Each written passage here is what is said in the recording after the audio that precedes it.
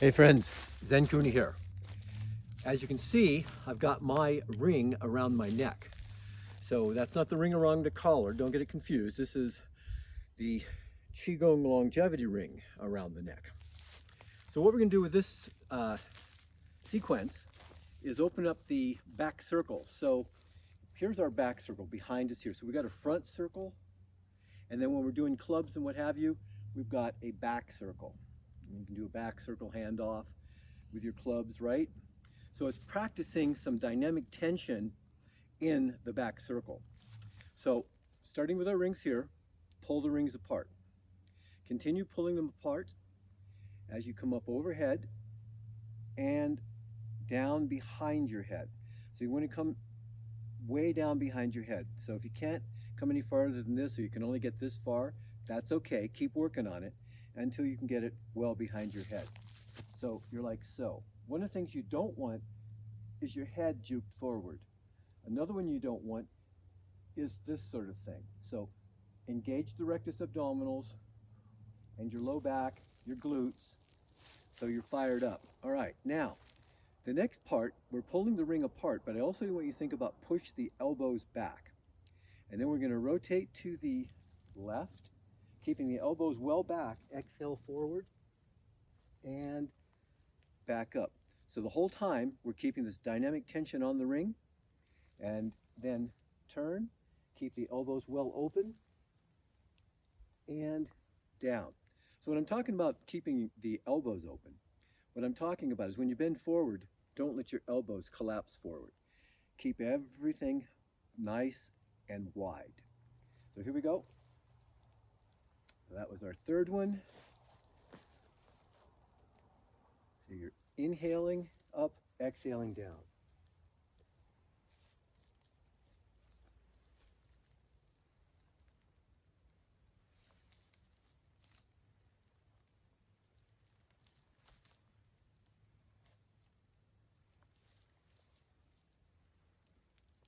Last one.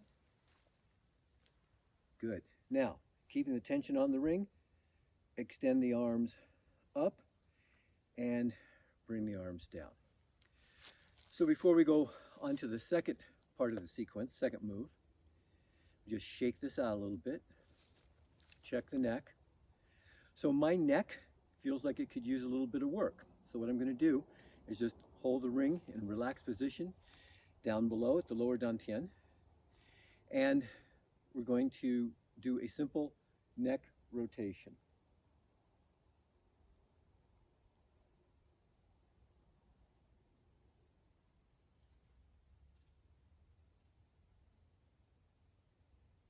Good.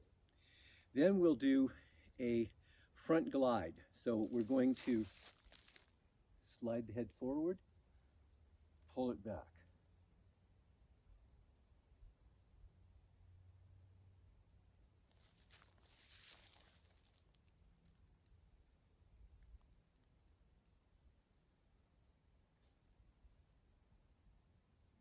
And then we're going to do a side glide. So 1, 2.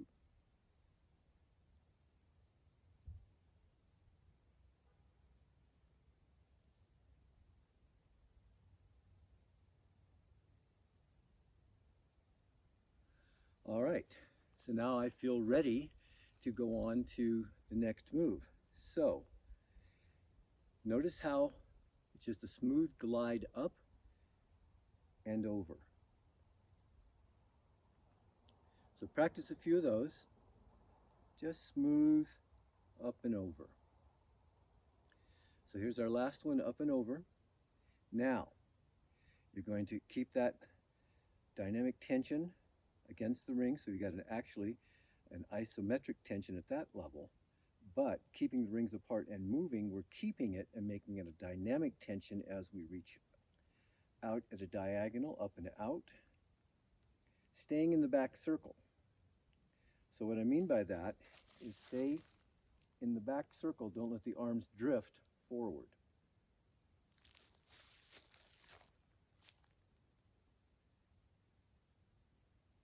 Take your time with this.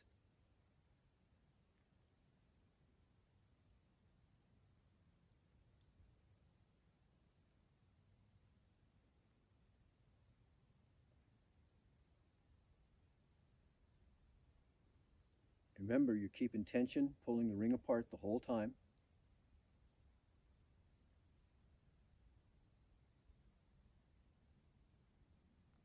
And gracefully up and over. Shake it out.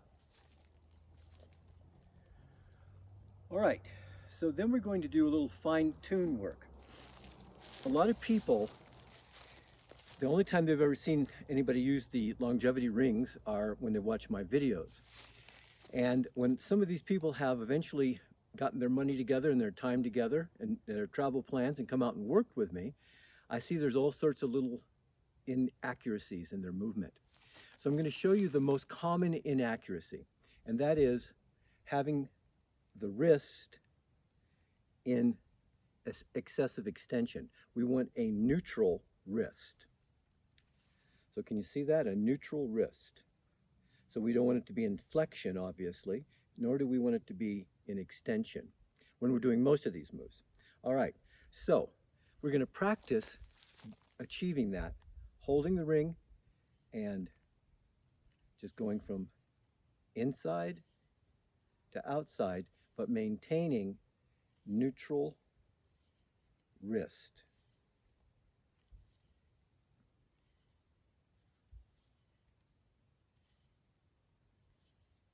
Of course, we'll do it on the opposite side as well.